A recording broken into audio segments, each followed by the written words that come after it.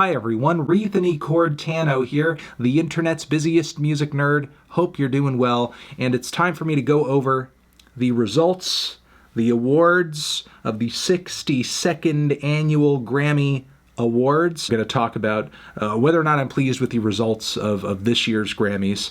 Starting with Record of the Year, Billie Eilish, Bad Guy. Look, in my Grammys prediction video, I predicted that it was going to be Lizzo or Billie who was essentially just sweeping this thing. And while, Billie didn't walk away with a million Grammys, she did get, which is quite a bit. So Bad Guy is one of them, beating out Hey Ma, which is fine. A lot of people sad about Ariana Grande not getting anything, feeling that she was snubbed.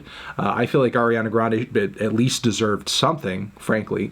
But I'm not going to act like I don't prefer Bad Guy here. Bad Guy is really one of my favorite tracks in this bunch here, aside from Truth Hurts and Old Town Road.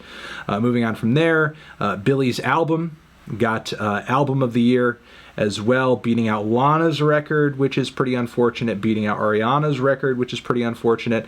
I mean, it is my favorite of the bunch, and obviously Cause I Love You is in there too. Love that one as well. But, it is pretty unfortunate to think about the years and years of effort that Lana and Ariana have put into what they do, and not that Billie doesn't deserve it. I do think she does, because her record is great, her sound is fantastic. I don't think you need to, hate on Billie in order to get across that there is something that is kind of uneven about someone like Ariana being in the game for as long as she is and being as consistent as she is, and really artistically at her peak at this very moment, and still not getting full acknowledgement for that from the Grammys. But moving on. Song of the Year, Bad Guy, and Best New Artist as well. Damn, Billie. Beating out Rosalia, who honestly I think I would have preferred in this category. I can't exactly remember what I said off the top of my head in terms of who I would have liked to have seen win this category. I mean, Billie is a good choice as well, but I think I would have preferred Rosalia a bit more. Now we do have Best Pop Solo Performance over here, and that one went to Lizzo. Truth Hurts. Great singer, great performance. Best Pop Duo Group Performance, Old Town Road, Lil Nas X, Billy Ray Cyrus. Fine, happy. It's not as prestigious or I guess as complimentary as like getting Record of the Year, but duo performances, nothing to scoff at, and it's still a fucking Grammy at the end of the day. So I'm happy that Old Town Road got something because it's a massive track, it deserves it, and it's a great tune. And again, unfortunate that I guess, Ariana got snubbed in this category as well, though I'm not really crazy about that Social House track anyway. Now, Best Pop Vocal Album also went to Billie, When We All Fall Asleep, Where Do We Go? Okay, wow.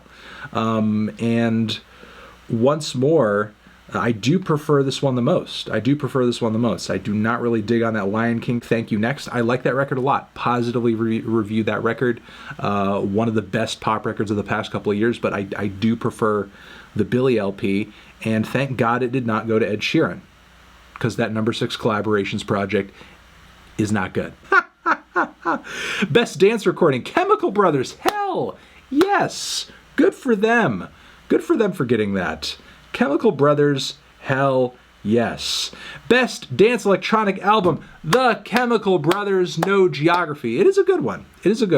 It's not the greatest I've ever heard in my entire life, and I would have preferred to see it go to Flume because that mixtape is incredibly good, but hey, I cannot complain about that. I cannot complain. Best Contemporary Instrumental Album, Rodrigo and Gabriella are incredibly talented. I would have also loved to have seen that go to Christian Scott, but I don't know, not a bad pick.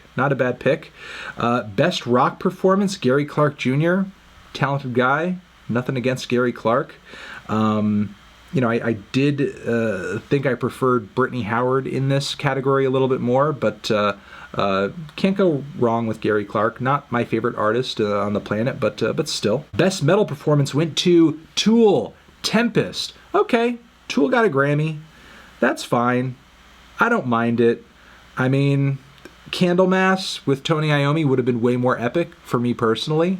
But, you know, Tool gets some acknowledgement, and they're one of the most celebrated and longest-running metal acts out there.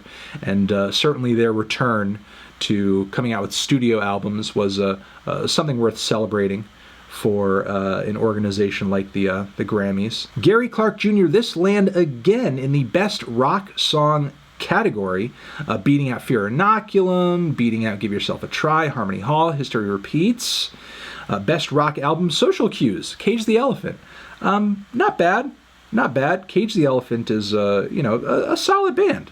A solid band. I mean, I also like that Bring Me the Horizon record, but, you know, Cage the Elephant is not a bad pick at all. Best Alternative Album went to Vampire Weekend. Wow, congratulations to Ezra on that one. I think I would have enjoyed the James Blake there a little bit more. But, or the Tom York, frankly, but people love the Vampy Weeks. People do love the Vampy Weeks, and there are some good tracks on it. And Vampire Weekend, I think, is definitely deserving of this kind of acknowledgement for as long as they've been doing what they do. Yes! Anderson .Paak again! This dude is racking up these goddamn Grammys. Anderson .Paak with Come Home, featuring Andre 3000, Best R&B Performance. Fuck. Yes. Sad it didn't go to the Gucci Mane cut with Lizzo, but I don't know. Yeah, I like this Anderson .Paak track a lot. And Anderson .Paak is a great dude. Oh, Jerome! Yes! Love that track. Best Traditional R&B Performance, Lizzo. Jerome is a great track. She deserves it, she deserves it, she deserves it. You deserve it. Best R&B Song, PJ Morton. Okay. PJ Morton featuring JoJo. That's fine. That's fine. Although, you know, her has been doing really well right now. And, you know, it's sad to see, in my opinion, her not kind of getting that acknowledgement in that category. Best Urban Contemporary Album, 'Cause I Love You Deluxe.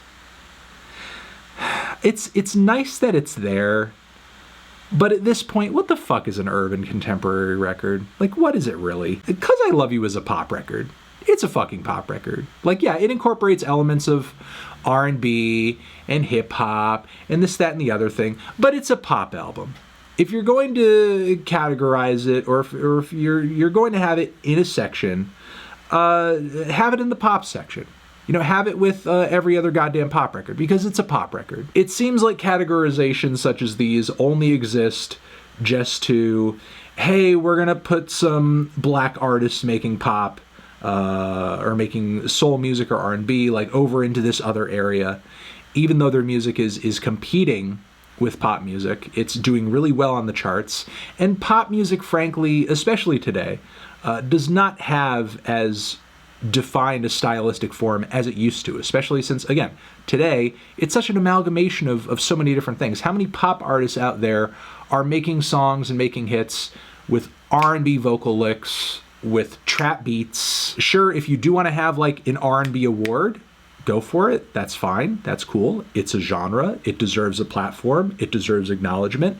But Lizzo's 'Cause I Love You is every bit as much a pop record as it is anything else.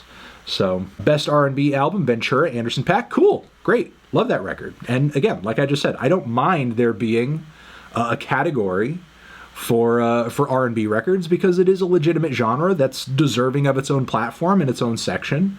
And as much as I think that there are records like 'Cause I Love You that can exist in multiple spaces, because it's a multifaceted, multi-genre type of experience. Ventura, Anderson .Paak, great.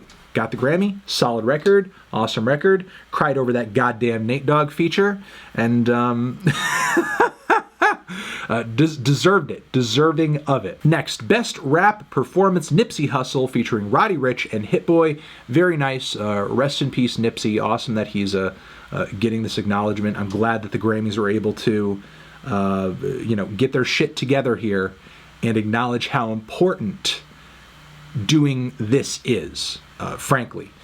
Middle Child, I like that track as well. And, Suge, is a fun track too. You know, sad that those tracks couldn't have won in this category, but come on, we know what the right choice was. I predicted this would happen. Now, as much as it's great that Nipsey got that acknowledgement on that track that we just talked about, I also thought that, you know, that would also drive this DJ Khaled track featuring John Legend to win the best rap and sung performance as well. And look, granted, it is one of the best tracks on DJ Khaled's newest record. It's a very good song, solid Nipsey verse, solid instrumental, good performance from John Legend too. But at the end of the day, it's a Grammy for DJ Khaled, which in a way is sad, because there's so many other artists in his lane that are so much more deserving, but I guess we're not going to get into that right now. Best rap song, a lot, with, wow, okay, J. Cole and 21 Savage. Nice. Nice. I do like that song quite a bit. So I do remember talking about that track and being excited to see that one in the mix here. And yeah, I mean, I'm happy about it. I'm happy that that track got the award. Best rap album, Igor, Tyler the Creator. Yay, yay. Again, while I'm glad Tyler has this award and he won, this is another example of Igor is, yes, a hip-hop record, but it's also kind of a pop and soul experience too. This record, I feel like if any of Tyler's records had the ability to transcend outside of this categorization, it was this one. Look, few artists over the past 10 years have proven to be as influential as Tyler has. I mean, would the face of hip-hop today be the same as it is if not for everything encompassing Odd Future? Would hip-hop be even as relevant today if not for things like Odd Future and trap? You know, I mean, these are questions you can't really ignore. And these are questions that would lead one to conclude that, yeah, maybe a record like Igor with an artist as relevant as Tyler, who is fusing pop appeals in numerous genres and singing a lot on this new LP. Maybe this is worthy of a pop category nomination or just an album of the year nomination. But I guess it just made it into the rap album section. It won. It was my favorite record in that batch. I'm glad it got a nomination. I'm glad it won again, but I don't know. Just kind of seems like really weird to have such a huge, fantastic artistic statement just put into one box and that's it. Best Latin rock, urban, or alternative album, which is a lot of things to encompass. The new Rosalia record. Thank you. Thank you. Thank you. We here at the Give Rosalia a Fucking Grammy Committee would like to thank everyone who made this Grammy possible. We worked really hard at the committee to make sure that Rosalia walked away this year with a fucking Grammy, because that was the goal, that was the intention of the committee. We're going to take this W and take this energy and roll it into next year with another win for another artist who we want to have a Grammy. I appreciate it. Thank you. Ooh, best reggae album, Coffee. Very happy that went to her. I was kind of pulling for her in that category. Going further down, Dave Chappelle, best comedy album. If you want, A Star is Born, best compilation soundtrack for visual media.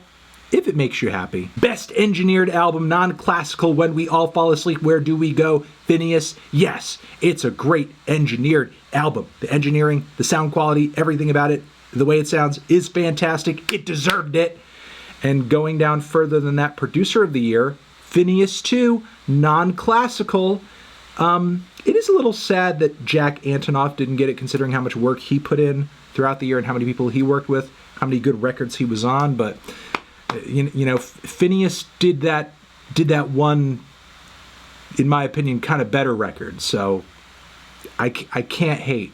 I can't hate. Okay, everyone, I think I'm going to leave it at that. Thank you very much for watching. Overall assessment here is that the Grammys didn't totally fuck it up this time.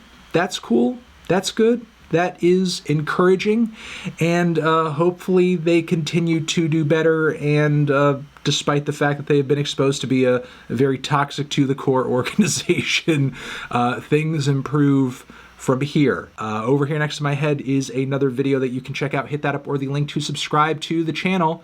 Anthony Fantano, the 62nd Annual Grammy Awards 2019, forever.